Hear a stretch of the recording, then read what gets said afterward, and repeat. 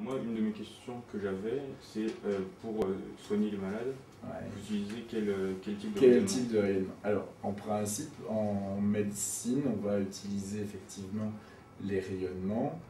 Donc, dans la spécialité de médecine nucléaire, on utilise les rayonnements soit pour faire du diagnostic, soit pour faire de la thérapie. Alors, évidemment, on va chercher à utiliser en diagnostic les rayonnements les moins dangereux, et au contraire, en thérapeutique, de chercher les rayonnements les plus dangereux. D'accord.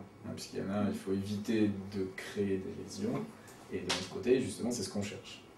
C'est de créer des lésions irréversibles sur la chaîne d'ADN pour que la cellule en fait, ne puisse pas se reproduire et donc meure. D'accord. Donc en médecine, on va plutôt utiliser. Alors, le problème, c'est que c'est la fois mélange. Donc en diagnostic, on va essayer de n'utiliser que des éléments qui sont émetteurs gamma, effectivement, donc de rayonnement gamma. Donc ça, c'est pour faire du diagnostic, sachant que des fois, on utilise des isotopes qui sont à la fois émetteurs d'autres choses et qui sont aussi émetteurs gamma. D'accord.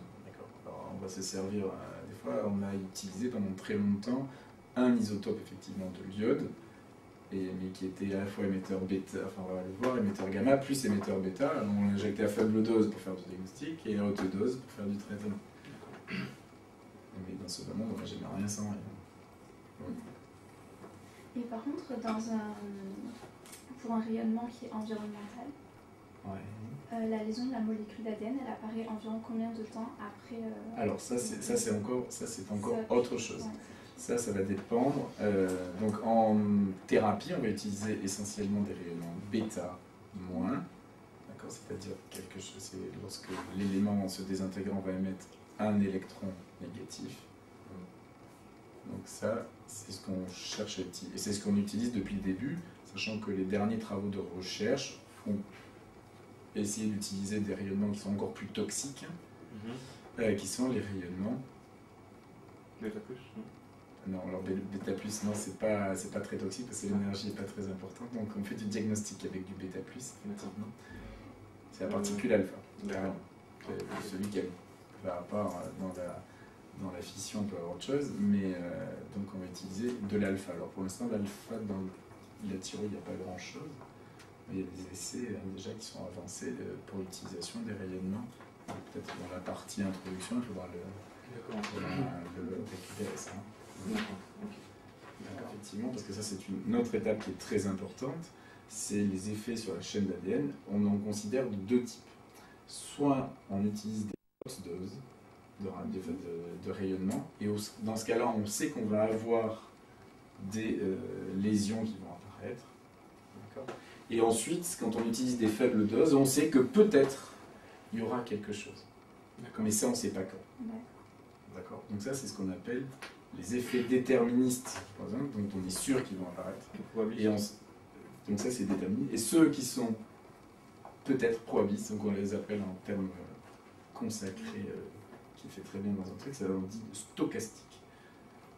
Donc ça, on ne sait pas s'ils vont apparaître. Et en fait, ça, on ne sait pas le quantifier. C'est-à-dire à haute dose, à une dose importante, on sait que ça va apparaître, on est capable de dire, voilà, il va y avoir quelque chose. Par contre, à faible dose, on n'en sait rien. D'accord. Donc là, on extrapole. Donc quand tu prends un jeune qui a quelques, je sais pas, 1 an, 2 ans, 10 ans, 20 ans, tu sais qu'il va mourir à 80 ans à peu près, ou 60, je sais pas quelle est l'espérance de vie, 75 ans pour les hommes et 77 ou je sais pas quoi pour les femmes. Voilà, donc on dit, bon, je le prends quand il a 6 mois, 1 an, 2 ans, 3 ans, donc il a encore 70 ans, 80 ans à vivre. Et puis après, il y a celui qui est malade. Le mec, il a 65 ans, et lui, il est vraiment malade. Donc on sait qu'il va mourir de sa maladie. Et il en a pour 1 an, 2 ans, 3 ans, 4 ans, 5 ans. Donc lui, il ne verra jamais apparaître ces fameuses lésions probabilistes parce qu'il va pas mourir dans 40 ans, ou dans 50 ans. Donc ces effets, on sait qu'ils n'apparaîtront pas. En fait. Et puis ensuite, on sait en fait, que quand on utilise, pour soigner les gens, la dose de rayonnement qu'on a, entre guillemets, on prend toutes les radios, tous les scanners, tous les machins qu'on fait à la population, on dit voilà, on délivre telle dose, et en fait on se rend compte que cette dose, on en délivre, mettons, 80% dans les dernières années de vie. Là où on ne verra jamais apparaître ces fameux effets, peut-être. D'accord. Donc c'est très compliqué de dire la radio, ça crée tant de morts par an. Voilà, c'est impossible, enfin, ça n'a pas de sens en fait. Parce que ça, c'est ce qui s'appelle la terranostique.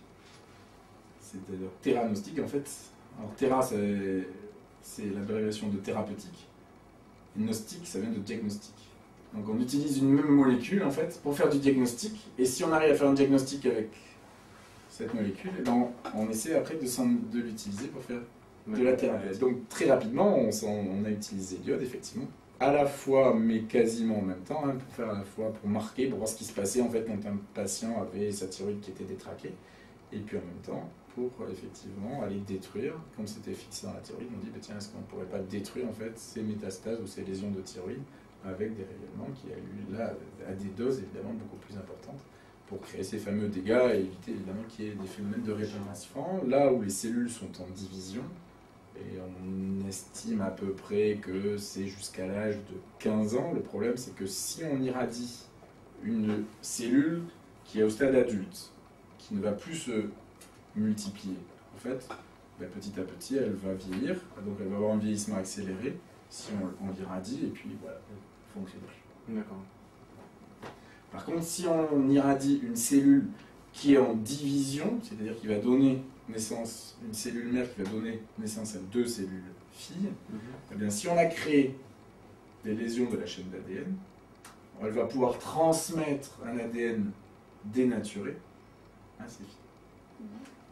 C'est ça le principe de la cancérisation. D'accord ?